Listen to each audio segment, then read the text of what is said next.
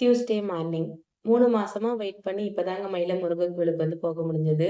நான் நெறைய பேர் சொல்லி கேள்விப்பட்டுருக்கேன். முருகர் கோயிலுக்கு மட்டும் நம்மளே நெனச்சா போக முடியாது. முருகனே அழைச்சா தான் போக முடியும்னு. முருகர் இப்ப தான் எங்கள அழைச்சிருக்காரு போல. என் பையனுக்காக ஒரு வேண்டுதலுக்காக தான் போயிருந்தோம். ஆல்ரெடி வேண்டுதல் வச்சிருந்தேன். அது செய்றதுக்காக போயிருந்தேன். இந்த கோயில்ல எப்படி அப்படின்னா, ஒரு பரிகாரம் பண்றாங்க குழந்தைங்களுக்காக. ஒரு குழந்தைய நம்ம கடவுள்கிட்ட தத்து குடுத்துட்டு, முருகர்கிட்ட இருந்து நம்ம தவுட்ட வாங்கிக்கிட்டா, குழந்தைய நம்ம முருகருக்கு தானமா குடுத்த மாரிங்க.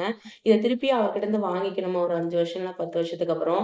இது என்னோட ஃப்ரெண்ட் அவங்க குழந்தைக்காக பண்ணியிருந்தாங்க. இத மாரி பண்ணும்போது குழந்தைங்களுக்கு எந்த ஒரு கெட்டதுமே நடக்காதாம். ஸோ அந்த பரிகாரம் பண்றதுக்காக தான் போயிருந்தேன். நான் அங்க போயிருக்கும்போது நெறைய குழந்தைங்கள அது மாரி கொண்டு வந்திருந்தாங்க. நெறைய குரங்கு அட்டகாசங்க. போம்போது ரொம்ப சேஃப்டியா போங்க. பட் நல்லா தான் இருந்துச்சு பார்க்கறதுக்கு. நான் போகும்போதே கொஞ்சம் ஃபுட் எல்லாம் எடுத்துட்டு போயிட்டேன். ஸோ அதனால அத உட்காந்து சாப்பிட்டுட்டு இருந்தோம். ஏன் அப்டின்னா, குருக்கள் 1 மணிக்கு மேல தான் பரிகாரம் பண்ண முடியும். இப்ப பூஜை தான் பண்ணிட்டுருக்கோம். அர்ச்சனை அதிகமா இருக்கு அப்டின்ற மாரி சொல்லிட்டாங்க. ஸோ நாங்கலாம் வெயிட் பண்ணிட்டு இருந்தோம். நீங்க போகும்போது சாப்பாடும் எடுத்துட்டு போங்க. காலையிலேயே கொஞ்சம் போயிடுங்க. அங்க போகும்போது தேவையான அர்ச்சனை சாமான் எல்லாமே வாங்கிட்டு போயிடுங்க. ஃபோன் அலோவ்டு கிடையாதுங்க.